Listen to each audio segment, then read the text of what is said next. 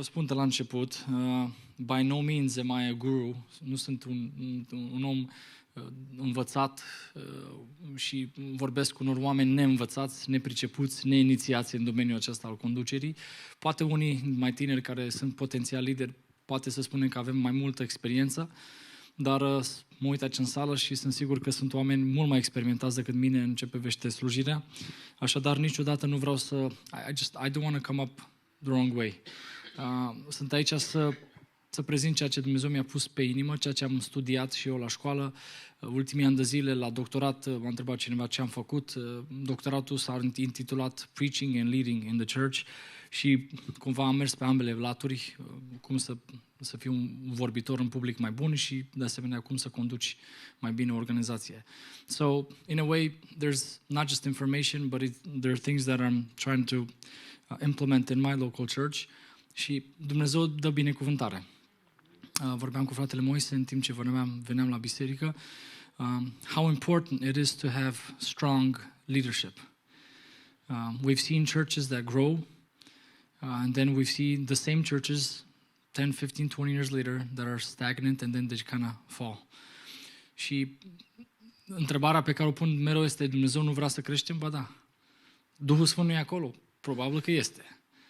N-aș putea spune despre o biserică care stagnează sau care poate e în declin că Duhul Sfânt nu e acolo. Nu, în niciun caz. Dar totul începe și se sfârșește cu conducerea. Chiar aș vrea de la început să vorbesc despre lucrul acesta. If you want to put the first PowerPoint. John Maxwell, m-a întrebat cineva, ok, nu prea sunt cam nou în leadership, what are some books that you can start with? I recommend something that is basic. I mean, he's not a very complicated author. Actually, this is his genius. John Maxwell, he was a pastor of a church for 18 years or something like that, and then he went to the business field, and he sort of implemented leadership, servant leadership within the business mindset. And John Maxwell says that leadership is influence, nothing else, nothing more. And so when it comes to influence, there are certain myths, certain things that people believe, and I just want to get directly into the message, this seminar. So there are three myths when it comes to influence. The first one is called the knowledge myth, and that assumes that those people that possess knowledge and intelligence are the leaders, right? If you're smart, you must be the leader, which is not automatically true. And we know that. We've seen smart people that do not know how to lead. Actually, in the world, it often happens that after somebody dies, people discover his work, right? And that's because somebody who is influential says, hey, this is the work that this man has written 250 years ago, and all of a sudden it comes back to us, and things that somebody wrote maybe 300, 400, 500 years earlier become so important. Again, just because you're smart, just because you have a lot of knowledge, doesn't make you a leader. And we know that. And so, yes, accumulating information is important, but to be a leader takes a lot more than that. Another myth is the pioneer myth, as some people would call it, which assumes that anyone out in front of the crowd is a leader. So being first makes you automatically the leader, which is not necessarily true. Being first isn't the same as leading somebody in a direction. Some people are in front of the crowd just because they like the attention. You see those people, they're always grabbing the attention, but they're not necessarily the leaders of the pack. As you all know, the most powerful influences in the world are probably people that are not very visible. Am observat lucrul acesta chiar și în conducerea bisericii. Uneori, oamenii cei mai influenți sau formatorii de opinie nu sunt oamenii cei mai vizibili. De aceea, când conduci, trebuie să ai grijă să nu neapărat să crezi că, ok, dacă fratele mă pune acolo primul, acum o să și conduc, o să am influență. Not necessarily true. Influence is something different than just being in front. There's also the position myth, which assumes that leadership is based on position or title.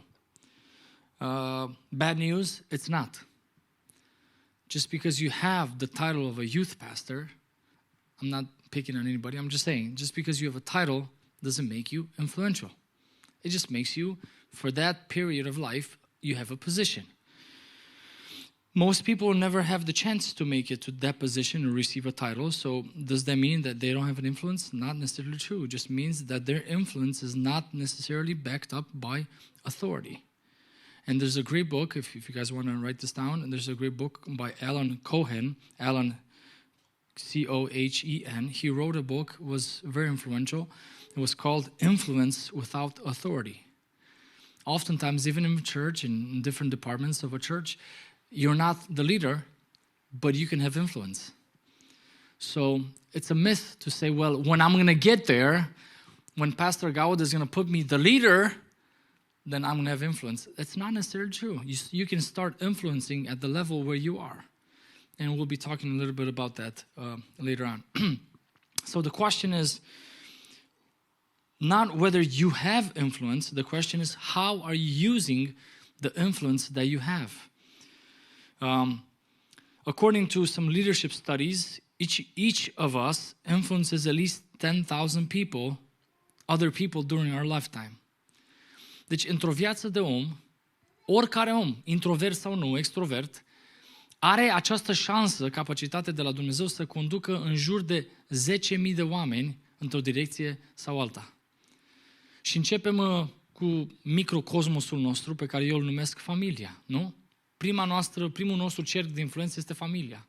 As a father, as a mother, you are influencing the person next to you, and especially your kids that come after you. So, yes, there is influence. There are at least 3 spheres of influence. And from my perspective, it should be in this order. There's the family influence. Then we have church influence. And obviously societal influence. Jobs, nonprofits, and so on. So, whoever you are, just know that in a span of a lifetime, you're definitely influencing at least, the most introverted, at least 10,000 people. Is that important? That is important, because that means you have to learn how to lead people in a direction that is godly, obviously. So leadership is influence. I just wanted to start with the definition of leadership, because I believe if we don't understand that, then everything else doesn't fall into place. So at times, as pastor or as leaders, we have people that we're ministering to that just want to have the position. And we have to teach them that just because you place them in a position doesn't make them influential. Some people say, well, when I'm going to go to seminary and once I finish, that's not necessarily true. Seminary doesn't bring you influence. It just makes you maybe a little smarter. That's it. And so on. So just be very careful when it comes to placing people in positions, because oftentimes we do place people that might not be there for the right reasons. Why is leadership important? Well, for a start, your leadership ability, for better or for worse, always determines the effectiveness and the potential impact of your life, of the church's life, and obviously the ministry itself. So, your leadership abilities, which are God-given and also educated at the same time, will influence not just you, but the potential impact of a society, of a church, of an organization. So in a way, as I said in the beginning, everything rises and falls on leadership. All right? Just to kind of give an example, you guys probably watch sports, maybe, or at least you heard. Când o echipă de fotbal nu merge, cine este primul om care e dat afară? The coach. When a basketball team doesn't make it never in the playoffs, after a year or 2 or 5, the first person that gets rid of it is the coach, because it's a leadership issue. Beyond anything else, we always start with the leaders. That's just the way it is.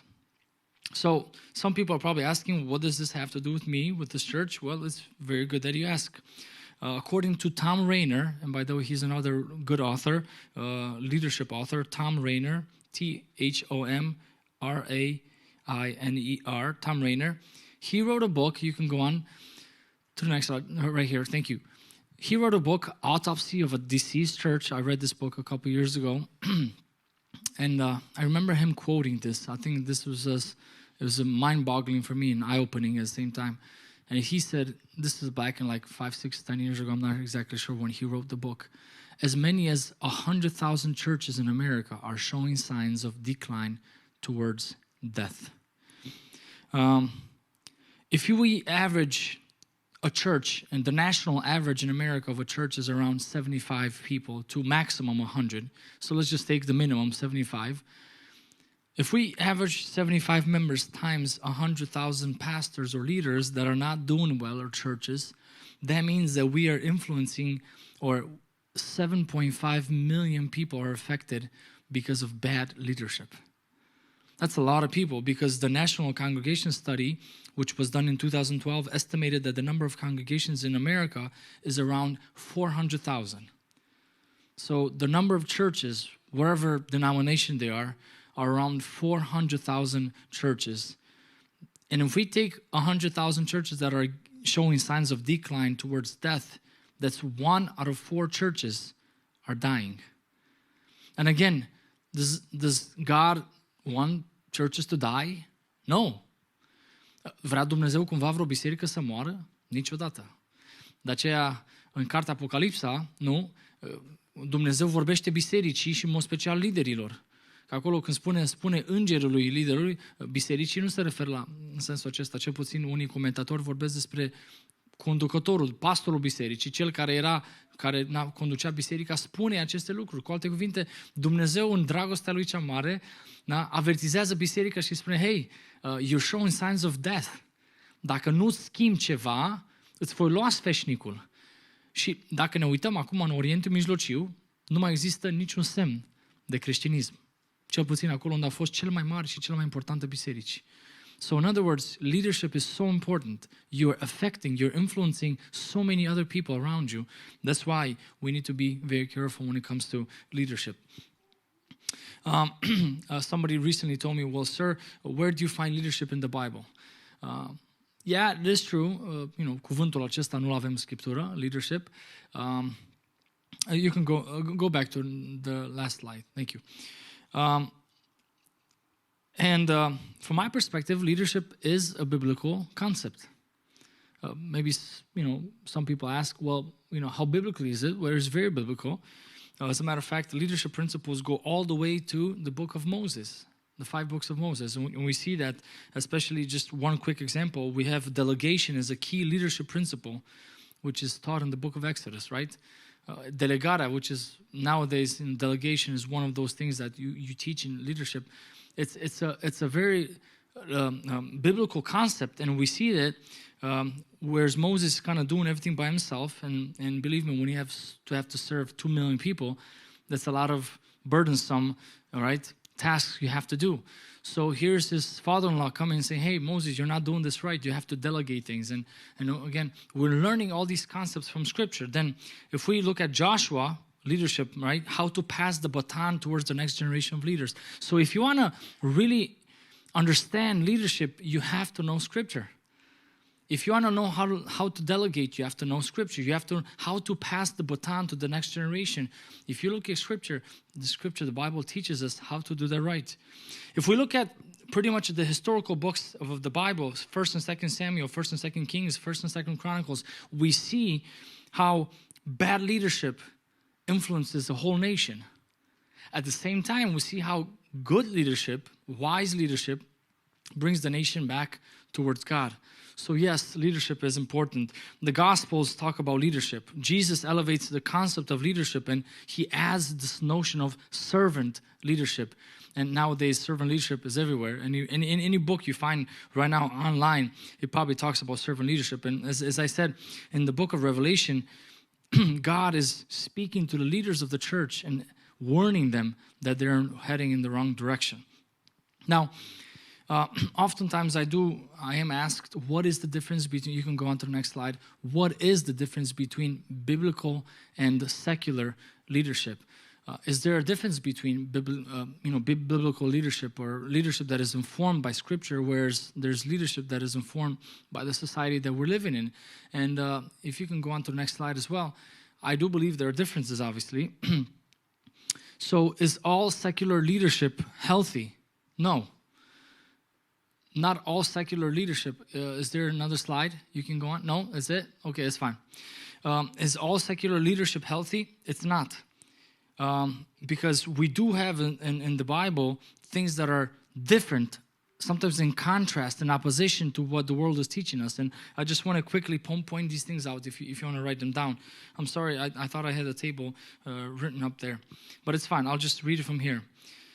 Secular leadership makes everything about position and titles, whereas biblical leadership makes it about people and serving. And I want to clarify that very well, because when we don't understand, we're not informed by the Spirit of Scripture, we might make things about us, about positions, about who's in what position, what's his title, what's her title, whereas Scripture doesn't talk about that. The Scripture says if you want to be a leader, you must be the servant of all. So it's about people, it's about service, not about positions, not about titles. Another difference between secular leadership and biblical leadership is secular leadership makes it about me. It's me-centered. Whereas biblical leadership is about other people. Daniel chapter 4, we have a king says who makes leadership about him. Uitați-vă la tot ce a fost Nebuchadnezzar, was a king that always made it about himself. Cine sunt eu, ce am făcut eu, uite-te la tot ce am realizat eu. Ar fi ciudat, nu? Ca fratele Moise, I'm just going to point that, să spună, uite, biserica asta, eu am făcut-o. Scriptura mereu ne învață că conducerea trebuie să aibă o orientare spre alții. Niciodată nu e vorba despre mine. Și când facem conducerea despre mine, când conducerea devine o problemă a mea și nu a bisericii și nu a celor din jurul meu, atunci poate suntem mai mult informați și influențați de lumea aceasta. So, biblical leadership is Mark 10:45. It's Jesus saying that I came so others may be served. And he contrasted his leadership with the leadership that was in society back then. Another principle, very important when it comes to the differences between secular and biblical leadership is a lot of people in the world lead for money, for fame, for status. In other words, they're status driven, and biblical leaders are kingdom driven. We don't lead for a better pay. That's why when you usually go into ministry, you have to really honestly ask yourself, am I doing this for the wrong or for the right reasons? If you go into ministry for the money, you're probably going to get disappointed. I know there's some people who say, well, look at these, very rich pastors. Yeah, but they're 1% maybe. There's such a minority of all the ministers that are leading. And so just always make sure you really analyze yourself and make sure you're doing it for the right reasons. We are not for the money. We're not for the fame. We're not there for the status. We are there and we're serving because we love God and we put his kingdom first. Matthew 6:33. Also, secular leadership is Superman leadership. It's one-man show. Whereas if we look at Scripture, we see shared leadership. We see it all throughout Scripture that leadership is always shared. We have the kingdom, we have the Trinity, right? We have the Father, the Son, and the Spirit. We have Jesus sending 2 by 2. Apostle Paul, he always places presbyters, and that's plural, in every church that he's building, every church that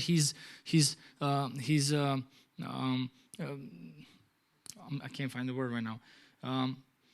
Establishing, thank you. Every church that he's establishing, Ephesus, right, Corinth, he's placing leaders, that's plural. So the difference between leadership in the church is that we are sharing leadership. It's not about one person, one charismatic being. And let me tell you, this is where I see a lot of downfalls of churches that are making everything about one person. That's why it's so deceiving when even a ministry becomes about a person. Ravi Zacharias Ministries. Well, when he's gone, everything is gone. And we have so many examples of leaders that once something happened in their lives, everything that they've established, everything that they built kind of goes into sinking sand. A couple examples. Mark Driscoll. Man, 15 years ago, 20 years ago, I'm not even sure when I started listening to Mark. You guys know who Mark Driscoll is? All right.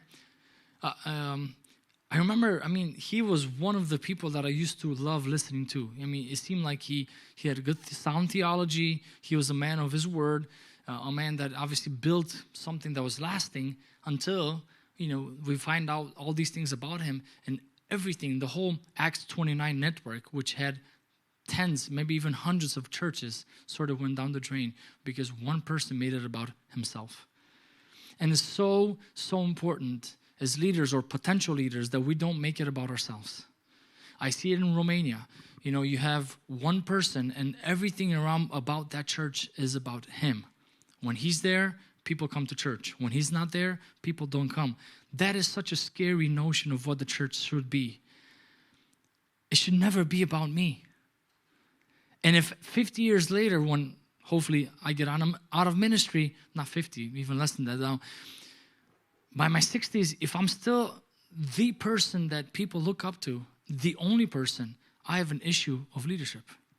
I was not informed by Scripture when it came to leading people to God and to Christ, because leadership, servant leadership, is about shared leadership, not about Superman leadership. It's not about us, it's about the kingdom.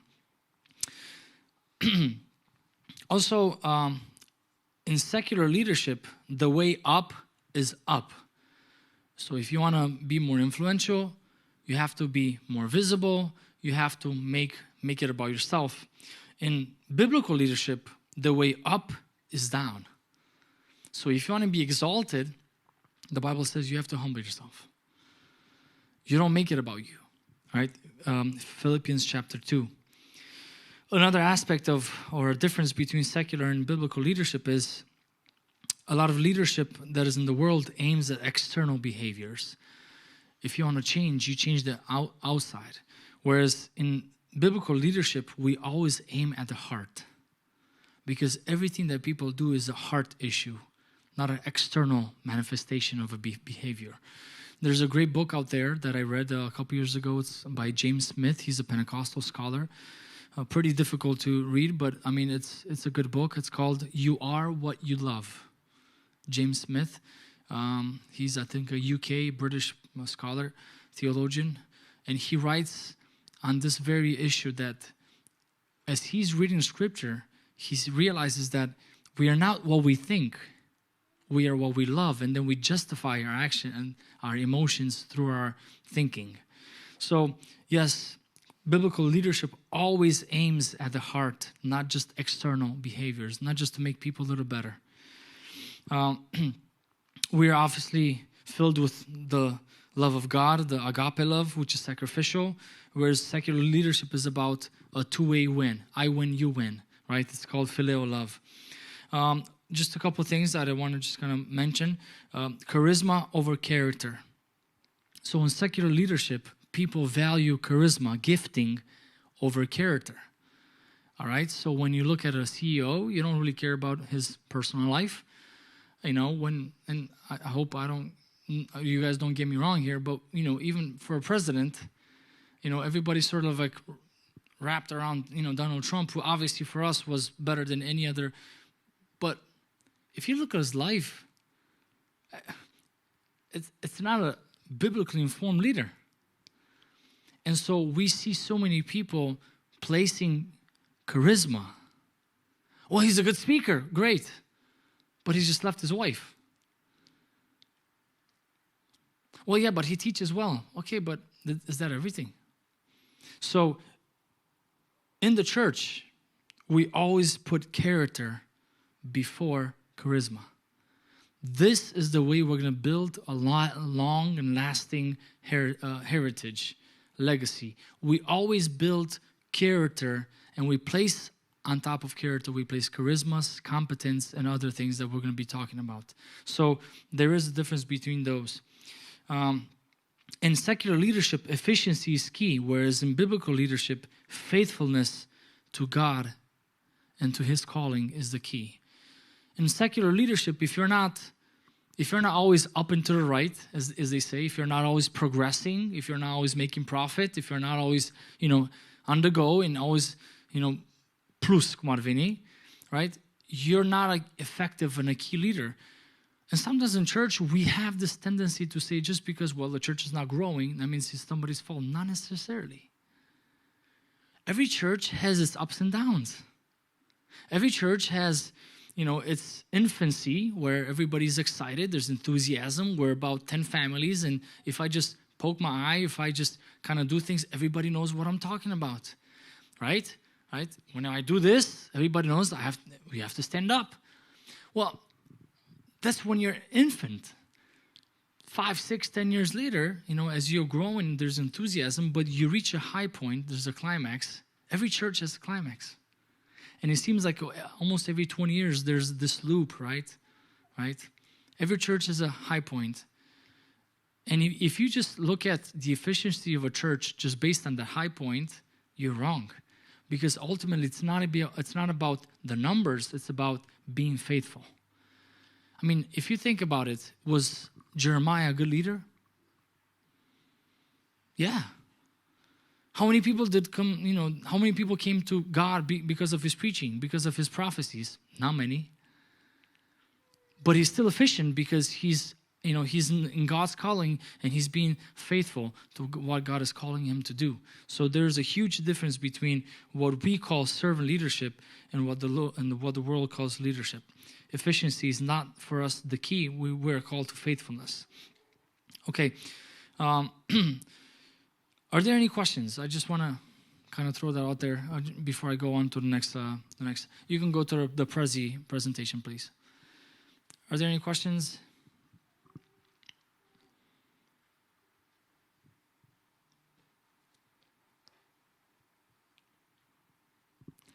Okay.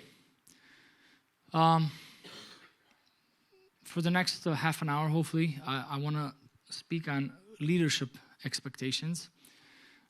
So the first part, I just wanted to kind of lay the foundation a little bit, maybe the biblical foundation of what I believe leadership should be, and hopefully is. But in the next part, I just want to talk about, as a pastor, about my church first, and what are my expectations of leaders, and hopefully we can, all of us here, leaders or potential leaders, we can leave with a better understanding of what maybe pastors' expectations are. And I would love for you guys to kind of have conversations, even with the pastor or the pastoral team, and say, hey, what are your expectations? Other than what Adi talked about, do you have expectations that I should be, thinking about? So let's talk about that. What are the expectations of leaders or potential leaders? The first thing, you can go on to the next slide. Perfect. The first thing that I would say is the ABCs of leadership are, especially in the church, embracing the idea of always be changing. Now, what does always be changing mean? First of all, it means you strive for better. In every area that God is placing you, every department, whether it's Sunday school or ministry, worship, or youth, or seniors, you always have to be striving for better. Better, right? In your ministry, the way you speak, the way you act, the way you behave, and so on. Go on to the next slide. So we're striving for better. That is the first thing when it comes to the always be changing. We're striving for better. The second thing is the best idea wins. The best idea wins. This is very important because oftentimes when we have even meetings, pastoral meetings, we sometimes identify so much with ideas that if somebody kind of disagrees with the way we think, we make it personal. Has that ever happened before to you? You're talking to somebody and trying to say, listen, I don't think that's the wisest idea. And they take it so personal as if you have something against him or her. And I think we have to be very careful. And the way I talk to my team, so we are 11 in our committee, in our board. We have 5 in the administrative, 5 in the pastoral, and obviously I'm the 6th, the pastor. The way I say is, listen, I don't mind if you don't like my ideas. Because I don't think I always have the best ideas. So right now, just quick parentheses, God has been blessing our church in a way that we have not even imagined. We've been growing a lot numerically, hopefully, spiritually as well. And, we don't have room anymore. Back when I came, frate Moise, in 2008-9, oh my gosh, abia aici în față mai aveai loc. So again, there are ages and stages in every church's life, right? Well, the stage that we're in right now is, we're having difficulties, accommodating everybody in the church. We have people in the balcony, oameni care stau pe hol, just because we don't have room anymore, and some people just go home when there's no room, and we're thinking about, okay, what should we be doing? So we started the conversation a couple months ago. Okay, we have to do something. We have to change the building. We have to, go 2 services, multiple services. Do we make a bit bigger building, but we don't have space? We need to buy land. What kind of building? Are we going to build a 1,000-member church, or is it going to be 500? Right now we have about 400, maybe 450 at attendance. We had for Easter almost 600 people. It's like we're thinking about these things, and so my idea was. And this is, something that I visioned, to have the church in the center of the city, downtown, right? I don't know why. It was one of those things where I really wanted the church to be in the downtown center of the city. But I realized buying land in downtown is always expensive, right? So we're having this conversation a couple months ago at our retreat, and we're praying about this, and, people have different ideas. My initial hunch was to make it personal. Well, I'm the pastor. I have the vision. You guys follow me. But I thought about it, I was like, wait a second, but maybe their ideas are better. So as we're, and again, we haven't come up to a solution yet. We're thinking about this, still praying about it, but we do have a piece of land that is sort of like on the margins on the fringes of the city, and we're thinking about building there. But I think it's so important as leaders and potential leaders that we don't make things about us. It's not about me. Because the church, I'm going to be there for, I don't know, maybe 10 years, 15, 20 years, the last maximum, but I'll be gone. And it's not about me. It's about, what are the best ideas that we can come up together as a team. Because together, we can always think better than one person thinking. And I remember Acts chapter 15, ni s-a părut nimerit nouă și Duhului Sfânt. Ce idee frumoasă! Dacă ar fi venit Petru sau Pavel să spună, păi dar mie Duhul Sfânt mi-a revelat, foarte bine, dar trebuie să ne reveleze tuturor. Și este atât de important să înțelegem lucrul acesta, să nu ne identificăm prea mult cu ideile. Ideile sunt bune, unor nu sunt bune.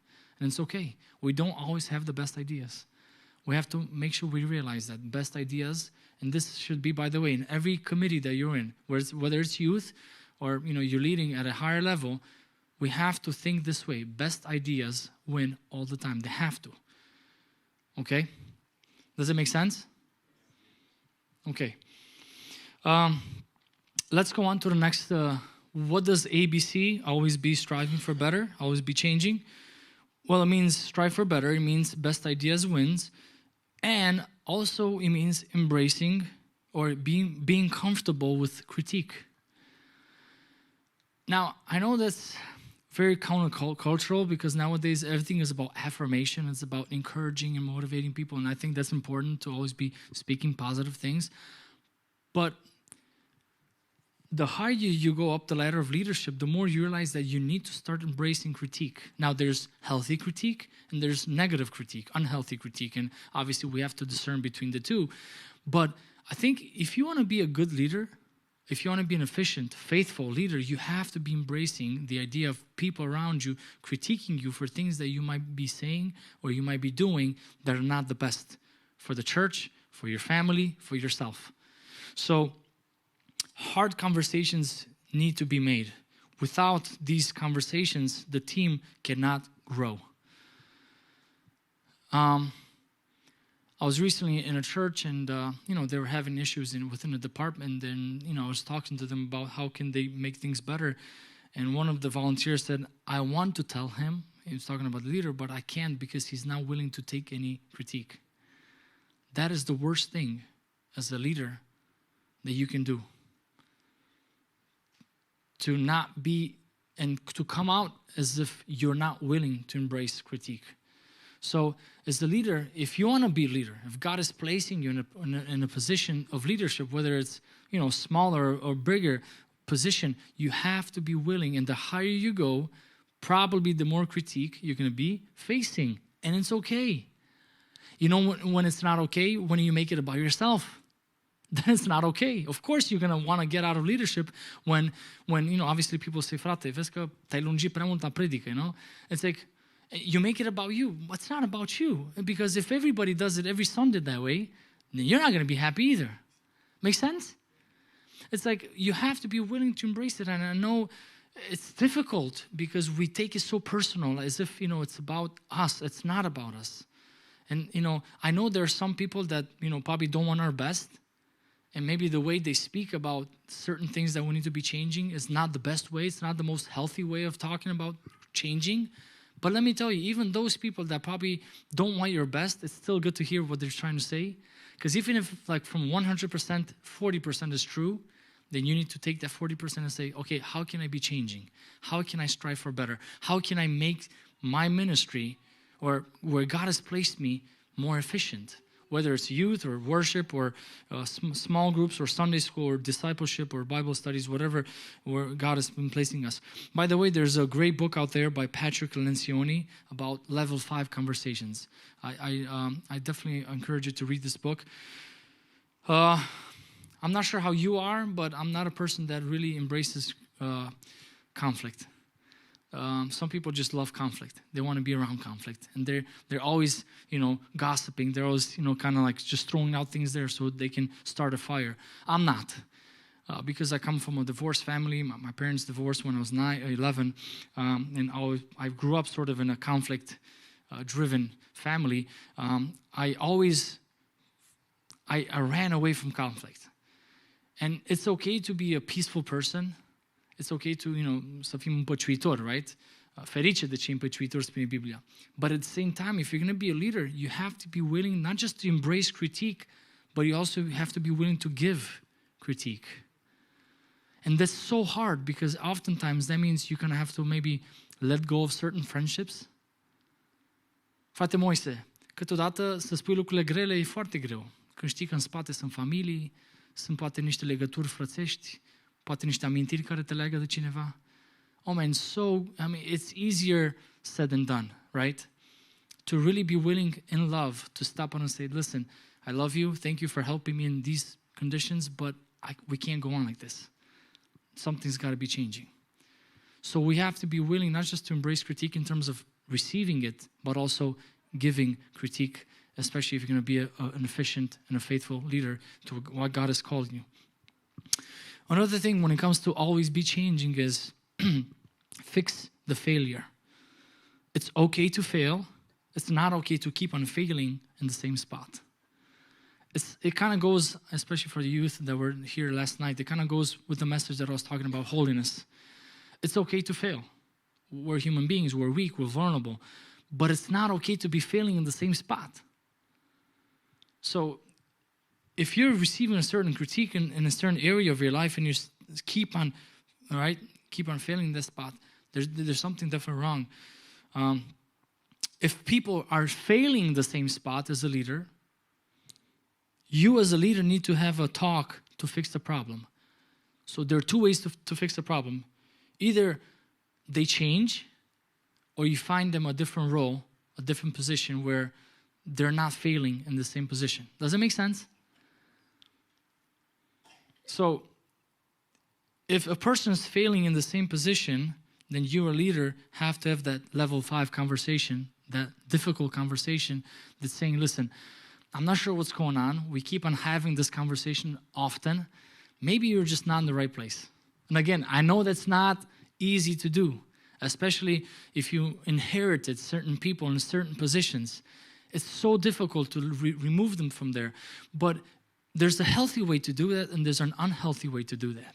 If, dacă de mâine, să zicem că fratele Gaude mă pune pastor de tineret, right? Și am moștenit câțiva oameni, poate în anumite situații, and they're not probably the best leaders there.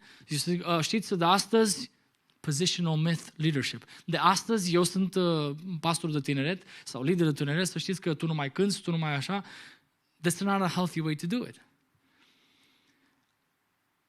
That's an unhealthy way of doing things. But whether it's sooner or later, we do have to have that conversation. Hey, listen, brother, I've seen you. We've had this conversation before. I just don't think that's the right place for you. Can I help you find the right place for you in church? Because oftentimes what I feel like, pe oamenii scoatem afară dintr-o slujire and they feel left out. That's the issue. It's not a matter of just taking people out of certain ministries. Maybe, once they get out of it, they realize, man, I should have thought about this a long time ago, and I just never had the courage to get out of it. And so sometimes I feel like some people just need to be taken out of certain ministries, but the way you do that is in a very healthy manner and very wise manner, and saying, hey, listen, this is not the best position for you, but can I find you a different position? Can I place you in a different area of ministry that you can be very healthy and effective? So this is a very important concept. You have to fix the failure wherever you find failure. First, final thing, and here there are two concepts. The team should always be adaptable and flexible. And if things are not working, something must be changing. And we are also flexible in form, but we are rigid in principles. We have to be flexible. If things are not working, if we've been trying to do something in a certain ministry and it's not working, we have to be flexible to change forms. All right, so the first thing is always be changing. That's an expectation that I have for my leaders. We have 15 departments in our church. We have we have 4 different types of leaders. We have department leaders. We have about 15 or 18 of them. Then we have small group leaders. We have about 25 people there. We have project leaders. So we have different projects that we're doing, social projects and missionary stuff and whatever else we're doing. And we also have our leadership team. Overall, we have over 55 people that are leading in a role or another, bigger role, smaller role in our church. And this is an expectation that I have of every single leader. You have to be striving for better. You have to be changing in a good manner. Another thing that I expect from leaders, from staff, from the team, is protecting our people. You can go on to the next slide.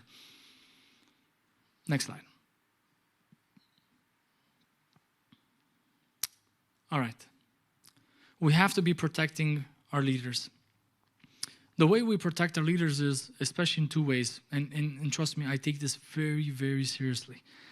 First thing is, we do not gossip. I know there's gossip in church.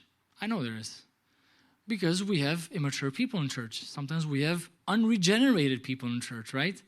Just because you grew up in church doesn't mean you're a Christian. So I understand that there are people that are gossiping. There are people that are bickering, talking about, the pastor, sora care slujește la fanfară, la cor, whatever. And I'm not saying this is okay. We need to tax any type of gossiping that we hear. But if I'm hearing that my leaders are gossiping, that's a huge problem. Does that make sense? To change into a healthy culture when it comes to leadership, we have to start working with our leaders. And the way I say is this way. Listen, if I catch you gossiping about other leaders and you're not talking to them about that certain issue, sooner or later, we have to be changing something. So stop the gossip. The way we stop gossip is we don't allow gossip in any spiritual setting.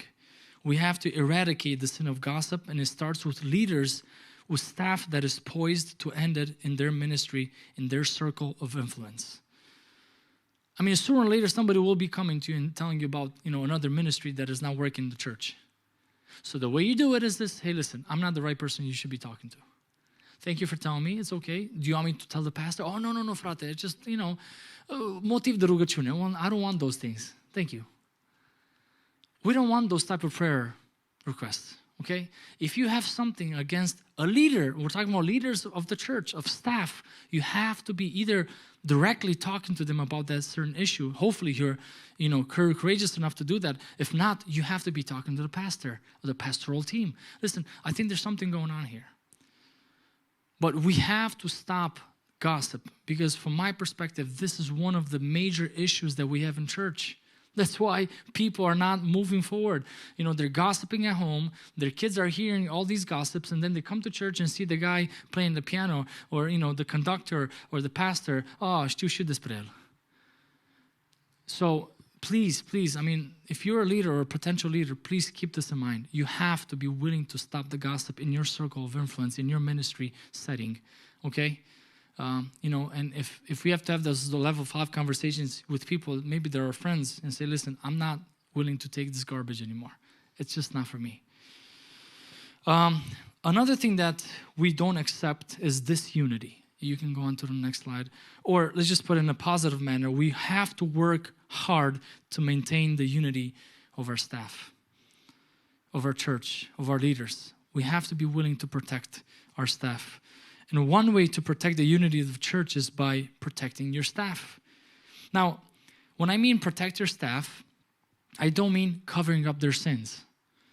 We hear that, people knew about Ravi Zacharias' misleadings, about his, affairs. Some people in his inner circle knew these things, but they were not willing to, speak up on them. And that's wrong. I think that's such a sinful way of living the Christian life. And the Bible says, dacă vezi pe fratele tău păcătuind, go and confront him. Dacă vezi că nu se schimbă, mai ia încă 2-3 persoane, and then go to the church.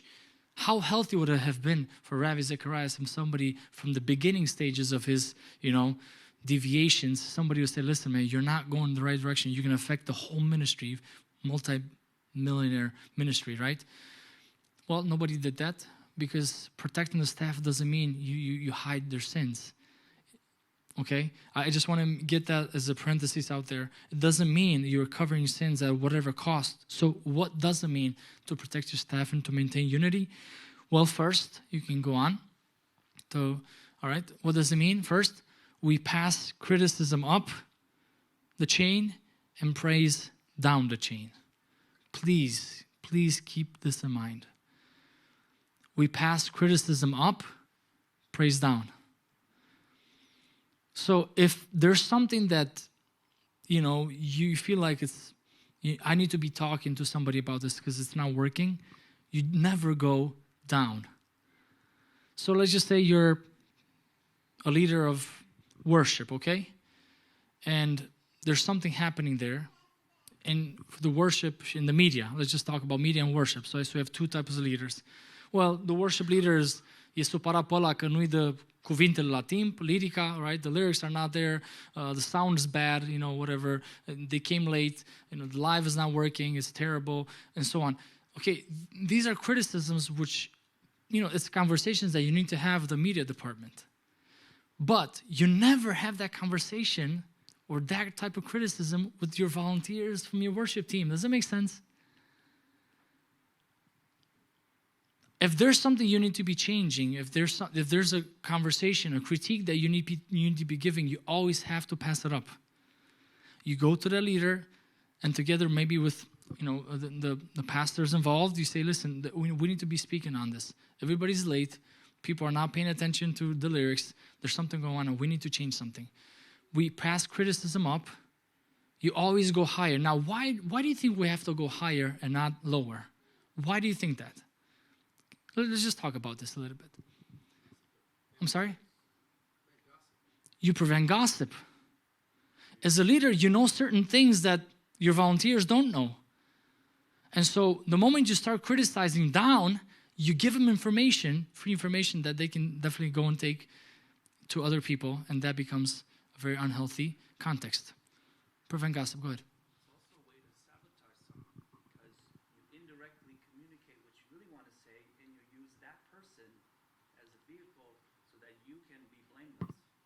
That's a great point. You don't have the courage to go and speak to the person, so you tell other people about it, and he eventually will find out, right?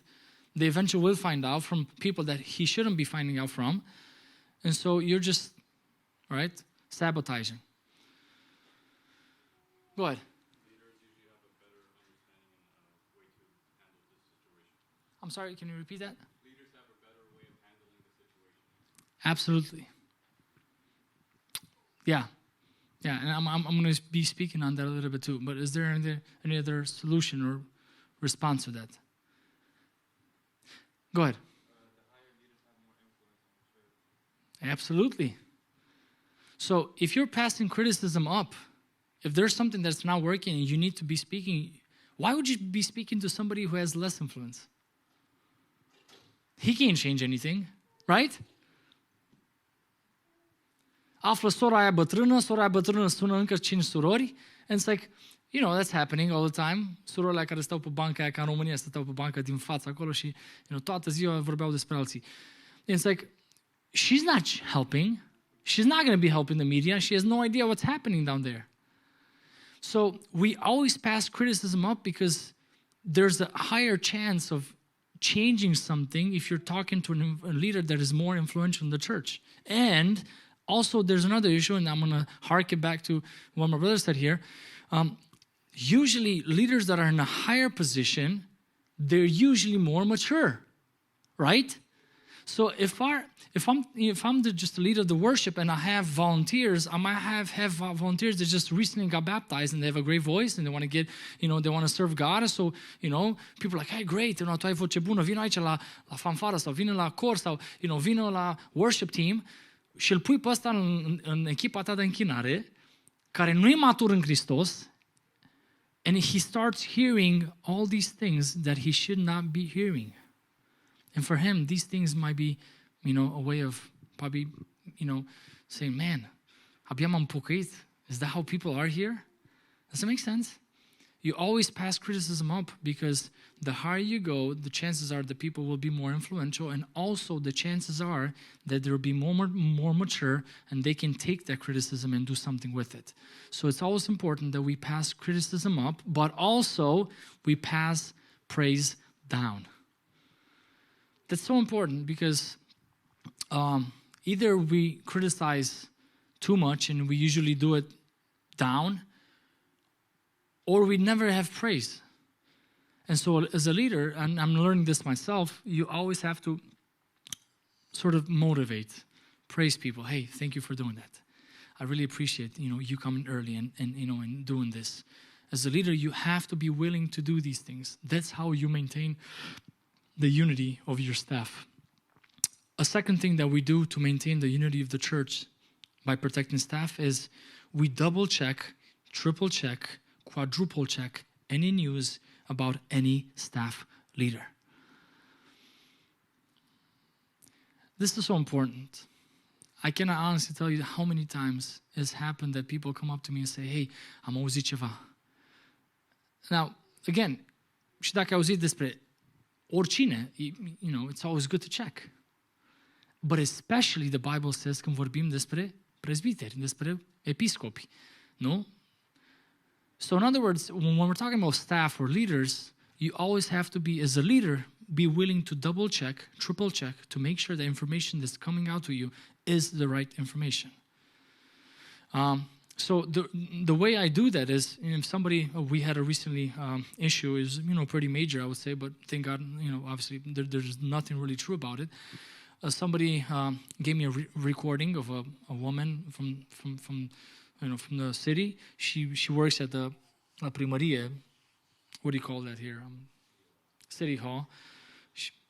I don't know what she does, and she called a leader of ours, and she started talking about one of my presbyters, saying that they had an affair, and obviously this is something that is very deep and concerning, right? As a pastor, I mean, especially a person that he's visible and he speaks to the church, and so obviously, and I was like the third or the fourth person that found out about this, recording, and they're like, trebuie să punem deoparte. It's like, whoa, wait a second. All right, have you double checked this? I mean, have you triple checked this? Are you sure? Because if this comes out, I mean, you're affecting the family, you're affecting the church, you're affecting so many people around. And so the person who gave me this recording, I was like, can you come with me to that person with this recording? He's like, no, I can't do that. I was like, so you're telling me to go there to do what exactly? Obviously, he came out, none of it is true, obviously, and this woman, he's a public person as well. Look, he's a council, he works at the council there, the brother in our church, and they were just trying to sabotage him. So, anyways, I obviously confronted him as well. Listen, I want to make sure this is not true. But I double-checked, I triple-checked, and anyways, so as a pastoral team, we realized, okay, this is just fake news, it's nonsense. If somebody's trying to harm the church, harm the good word that we have, the testimony in our city. That is so important for us. And now, that's obviously a very concerning issue. But even in smaller issues, we have to be willing to double check. Are you willing to come with me and to confront the person? And if that person is not willing to do that, there's something wrong. Does it make sense? Dacă eu aud ceva și eu spun fratelui Moise și fratele Moise îmi spune, hey, vii cu mine să rezolvăm problema asta? Because obviously you're the person that told me. And if I'm not willing to do that, there's something wrong. Either I'm not courageous enough and I need to be praying, God, give me courage. Either it's not true or it might not be true and I'm not sure.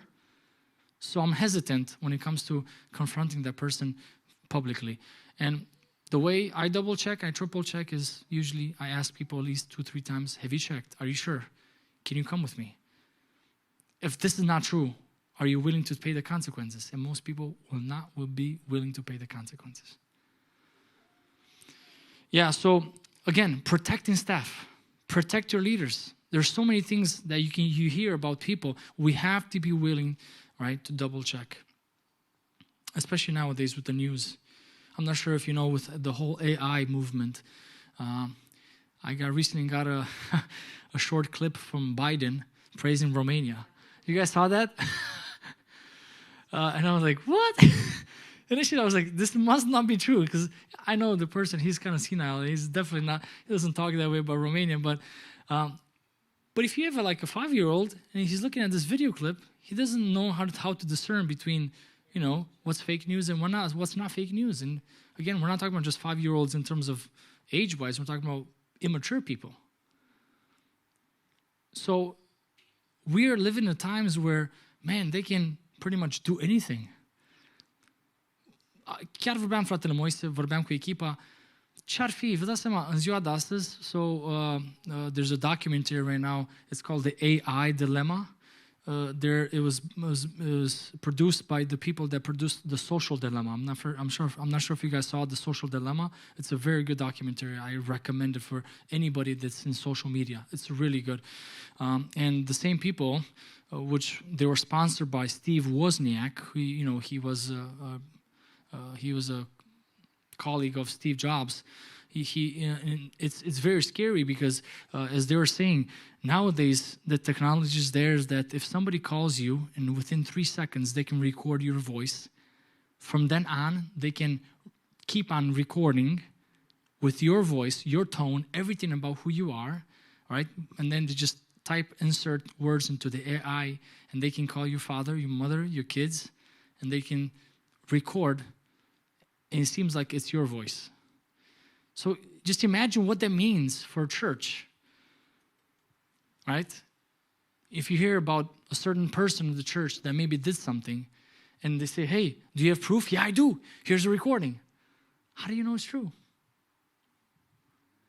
So again, we need to be willing to protect our staff. Again, we're not talking about sins here. We're just talking about gossip, things that you hear, right? News about other people, especially about our leaders. Maintain the unity by double-checking, triple-checking any news you hear about any staff leader. The third thing that we do to maintain the unity of the church and protecting staff is we confront mistakes in a spirit of love and grace. Confronting mistakes in a spirit of love and grace. If you see or even hear your brother mess up, you have to be willing to confront. We have to confront mistakes, whether they're spiritual, relational, financial, leadership issues. We have to be willing to confront. Just because you're hiding things, you can hide them for a while and maintain the unity, but sooner or later these things will come out, right? Yeah, like, there's so many examples that I don't want to necessarily get into, but I remember, back where my wife is, she's from Stato Mare. The church was, when I got married in 2011, had about 800 members.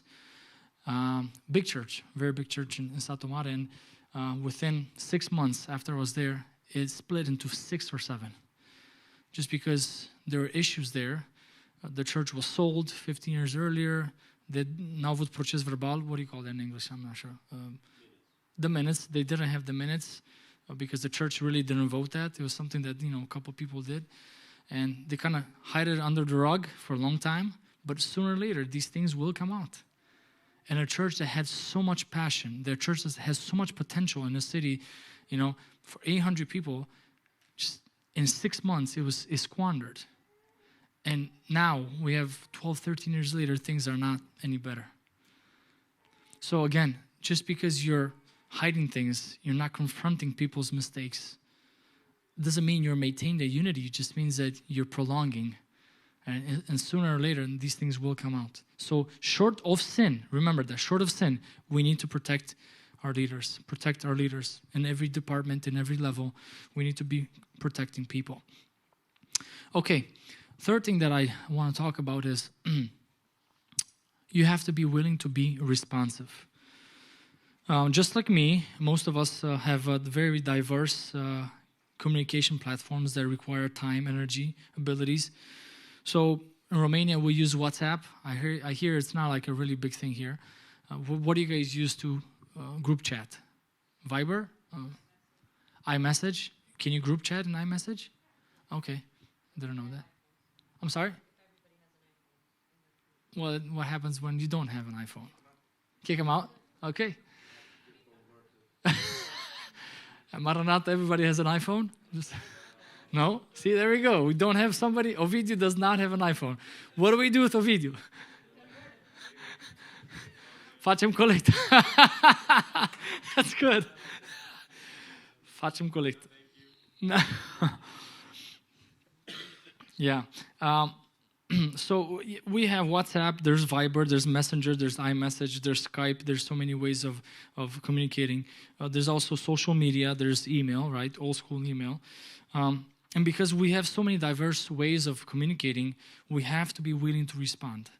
I'm not sure about you guys, but man, I get such a hard time.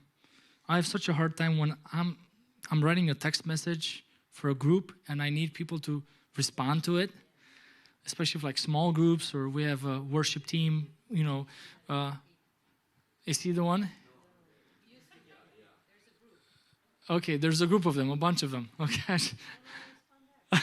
So, I mean, listen, and we have a rule in our team. 48 hours is the max. 48 hours. You have to be willing to respond. Because I tell people, listen, I'm not going to just waste your time. I don't waste my time. I don't want people wasting my time. I'm not going to be wasting your time. And, hey, ce faci? Ce ai mâncat astăzi? I'm not going to say that. Especially when it comes to leaders. I have things I need to plan. I have things need to get done. And, I need you to respond to my email, to my WhatsApp message, to my iMessage, to whatever text message that I sent you. It is so important for us as leaders. Again, we have to be setting the tone. I know we're busy. Chris, I know you're busy. Are you married? No, you're looking for a girl, right? So you're definitely busier than other people, but... listen, it's, you work, I know you got work and you got worship. I știu că you're involved in worship and I know you have so many things going on and everybody, we all do. But there's this tendency of just not responding. And that's not okay as leaders. We need to be willing to respond. We have to communicate better. We have to return messages, emails, text, ASAP, right? As soon as possible. Because again, I mean, if your leader is spamming you, confront him. Hey, listen, man, I don't have all the time in the world that you do, I have a job. If you need something from me, please email me. Please text me, and I'll promise I'll be texting you back, all right? We need to communicate better. Feelings, our frustrations, maybe our joys as well. Also, another thing that we need to do, especially if you guys, I use WhatsApp, and I have like 45 different groups. I have the pastoral team, I got the administrative team, I got the worship team, I got the ushers team, and I'm in every team pretty much. Then I got my friends team, and then the basketball team and the soccer team. It's like so many groups that are there. But what I've noticed is that we don't have a hierarchy. There's got to be a hierarchy there. So what I did nowadays is, I'm not sure if you could do with iMessage, but you can, place a color on your groups. Okay, this is a very important group, and if anybody writes here, I have to respond. Now, if it's the sports team, I really don't care. I mean, I might go, I might not go. But I think you have to be willing to create a hierarchy in your groups. It might not be true for everybody, but especially for younger people that are in so many groups involved, you need to be willing to have a hierarchy, which means that you need to be learning to communicate better. Also, another thing that I've noticed, and please be careful here, we need to learn to discern between what can be written in chat platforms and what should be discussed live, eye to eye, face to face, in person. Social media platforms, text messagings are not the place where frustrations or deeper church issues should ever be discussed. That's one thing that I've noticed, and I'm trying to work with my team. There are certain things that we should not be discussing on WhatsApp. You have a frustration, you don't write it there. You have a theological debate, you don't debate on WhatsApp or Facebook or Snapchat or whatever.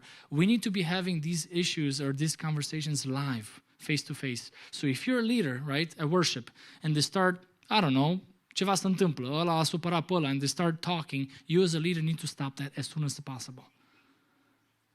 We need to be stopping that as soon as possible and say, listen, this is not the place, this is not the platform that we should be speaking on. Let's meet Friday, for lunch or for coffee, and let's talk about these things. So when you do that once, twice, 3, 4 times, people will get the message. We should not be talking these things on WhatsApp, on Viber, on Facebook.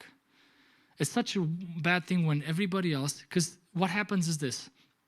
So, maybe you have two, very opinionated, strong-willed people in your group, and they keep on talking, right? Well, you have volunteers that are not very mature, and they don't understand what is happening there. Now, those two people might get their issue solved, but the people that saw those conversations don't know these things, and so they have a certain way of thinking about you.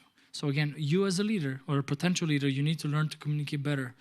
I have a quote here from the book Talent Smart. It's written by Travis Bradberry, and he says this: "No one ever became a great leader without first becoming a great communicator."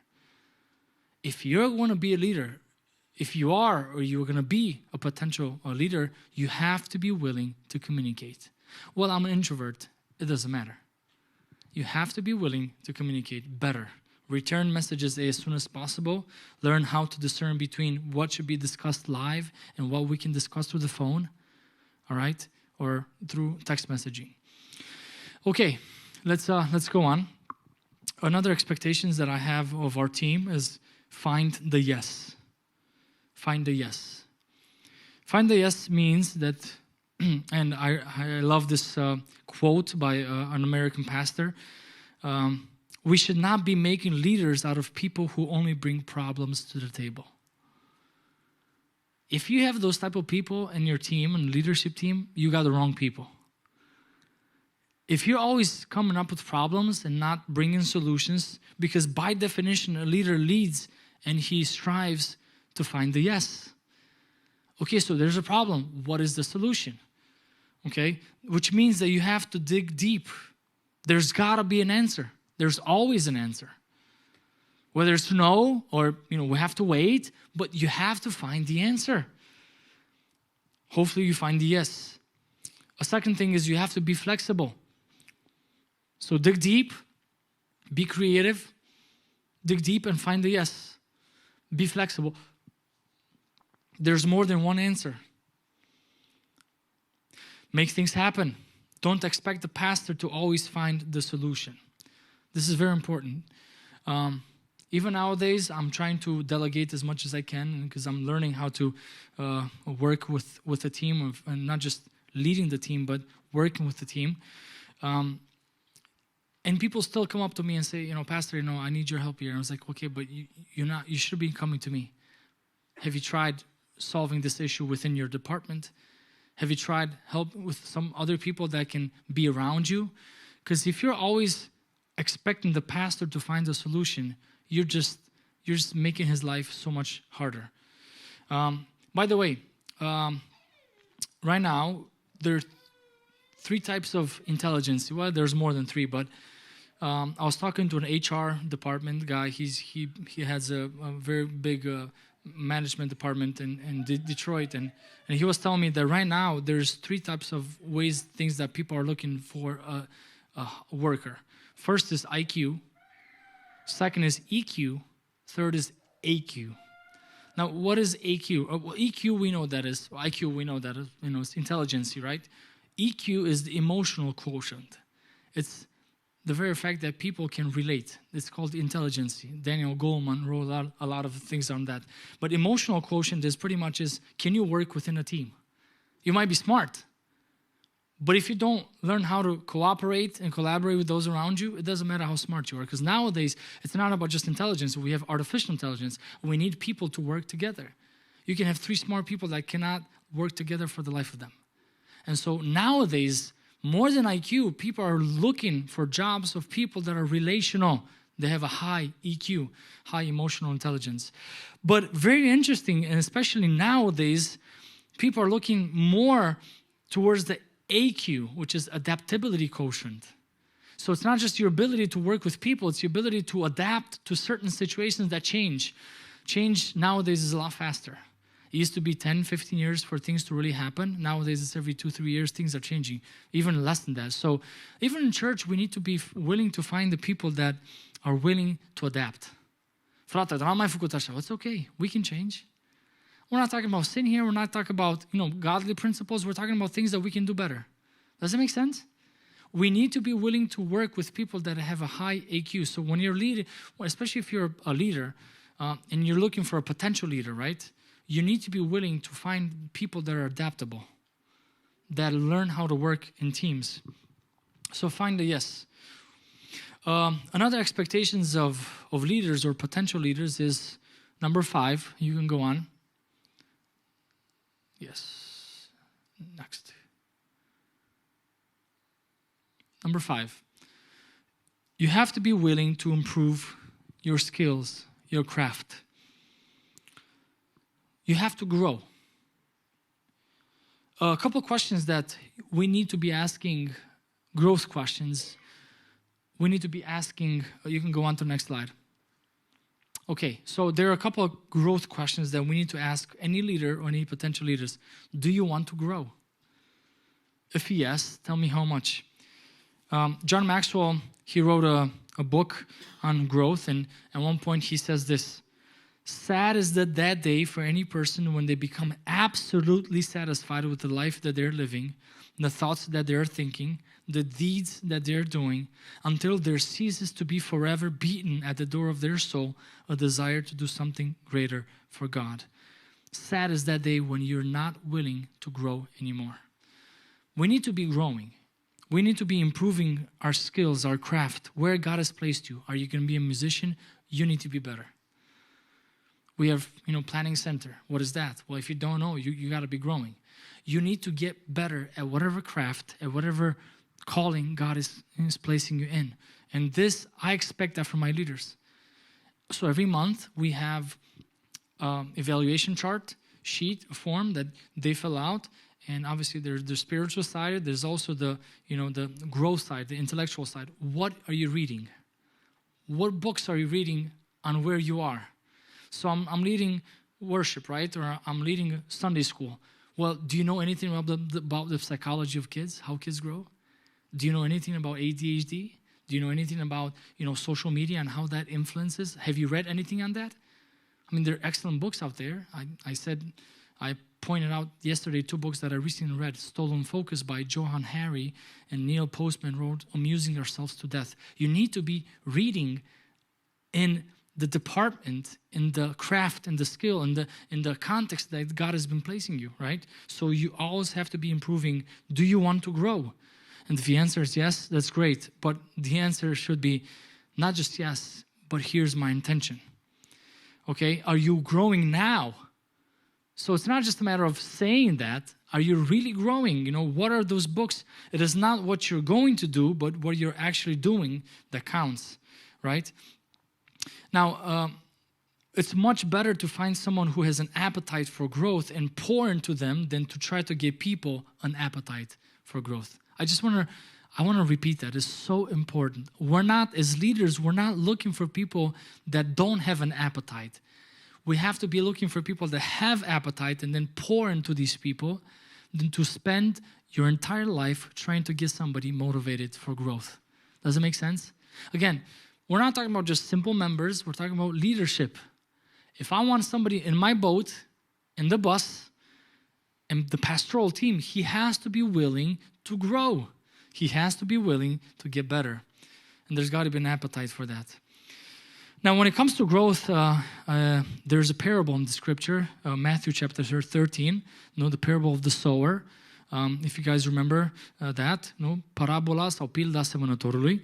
And this parable is very adequate for our subject matter because I'm spiritualizing a little bit, but okay, it's okay. It's not exegetical, okay, correct? So don't, quote me on this, but I'm trying to tie it to leadership. In Matthew chapter 13, this whole passage here talks about 4 types of seed. 4 tipuri de sămânță. The first type of seed the first one is one that falls but doesn't grow any roots. In other words, câteodată we mistake and we put people in places and they're not growing. And in time, obviously, it's just going to frustrate them and frustrate everybody else around them. The second type of seed is one that grows a tiny bit but is not sufficiently remarked. So, you have those students that are very enthusiastic. They start a school, right? And 6 months later, they call dad, hey, dad, I kind of want to give up. So there's enthusiasm, there's growth, but it's so tiny that it's not sufficiently remarked, okay? Then we have the third type of seed, one that grows up to a certain point and then it ceases to grow for whatever reason. We have people that for a time in their lives, they're willing to go to school, they're willing to get educated. I'm not just talking about formal education, I'm talking about they're willing to get better. They're willing to put themselves in places, in contexts where they're growing. They're going to a leadership conference. They're exposing themselves to a leadership seminar. I'm not the greatest, speaker, but that's not the point. You don't come here just for the person. Again, you're making it about a person, which is not okay. You have to be making it about, am I growing? Is there something that Adi talked about that I can get better at? So these are the people that but what happens is these people, they grow up to a certain point and then they cease to grow. And that becomes their downfall. Because when you cease to grow, when you stop learning, you stop growing. When you stop growing, you stop leading. When you stop leading, you stop influencing people. Please keep that in mind. It's very important. So are you growing? And then obviously the last seed, the fourth type of seed is one that grows constantly, reaching its full potential. Now, there's a way you can interpret that text and says 30, 60, 100 in terms of different people growing into different settings. So, but the way I see it, especially from the leadership perspective, is you start 0, you grow to 30, 60, full potential. Again, it's not an exegetical understanding of the passage. It's a leadership understanding of it, right? So take it that way. I'm looking for people that are constantly growing for reaching their full potential. And I just want to stop right here and honestly ask you and myself, probably even people that deeply care about you, what stage are you at? Dacă aș fi să vă întreb în această zi, dimineață, când e dimineață, la care stadiu sunteți? Ce tip de sămânță sunteți? Dacă aș fi să vă întreb soția sau soțul sau mama sau tata, the people that deeply care about you, what stage are you in? Are you at the first stage? Are you at the second stage? Are you at the third stage? Have you grown and then you just stopped growing? Are you at the fourth stage? Are you increasing in your potential? Ar fi bine să ne răspundem personal la această întrebare. Because again, when you stop growing, you stop leading. Your influence amounts to as much as you've grown. Speaking of growth, there's another passage important in Scripture that highlights certain principles we need to embrace in our leadership growth, and that's Luke chapter 2, verse 52. So we have Matthew 13, and then we have also Luke 2, 52. 4 areas of growth. When we look at the passage, Luke 2:52, the Bible says that Jesus, can somebody read it, by the way? I don't have my Bible with me.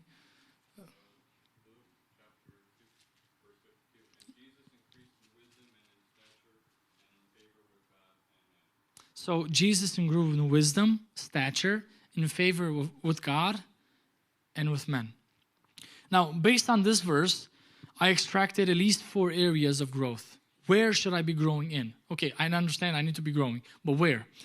Well, let's start with Jesus increased in stature, right? Physical. If our bodies are the temple of the Holy Spirit, then it matters what we do with our bodies, right? It is the only thing that matters? No.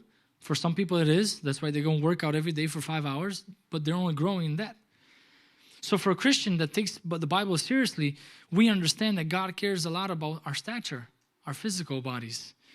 I had it somewhere here. I'll get back to it, but it was really important to understand why we need to take care of our bodies as well. So there's got to be growth here. Then Jesus grew in wisdom. That is the intellectual growth. And I just want to say something here. A leader's intellectual ability is the lid or the ceiling that determines the leader's and the organization's level of effectiveness. So when the leader stops growing, he doesn't just influence anymore, but he becomes the lid, capacul bisericii. When you become the lid of your organization, then no wonder things are not working anymore. So you as a leader have to be constantly growing so that as you're growing, people are growing with you. Now, by definition, a leader is always ahead of the pack. Now, you're not 10 steps ahead because you might be confused with the enemy, but you're not 2 steps behind either. You're always a step or 2 in front of the flock. That is a leader that's growing. So when you stop learning, you stop growing. When you stop growing, right, you stop leading. When you stop leading, you stop influencing. By the way, there's another great book, and Eric Hoffer, he wrote a lot on the human brain. And I just want to quote something from his book. The human brain is only 38% developed at birth. Do you guys know that? Is it true? Can we check? No, I'm just saying. That's interesting. The human brain is only 38% developed at birth. All other mammal brains are 98% developed at birth. To be a human being, then, is to be a continuous learner. That's why we don't just tell babies, hey, you're fine. Just stay that way, right? Because it's not okay. A leader is always preparing for the next expedition, is always learning more about the sea. Learning is a never-ending process of continuous preparation, of lifelong learning.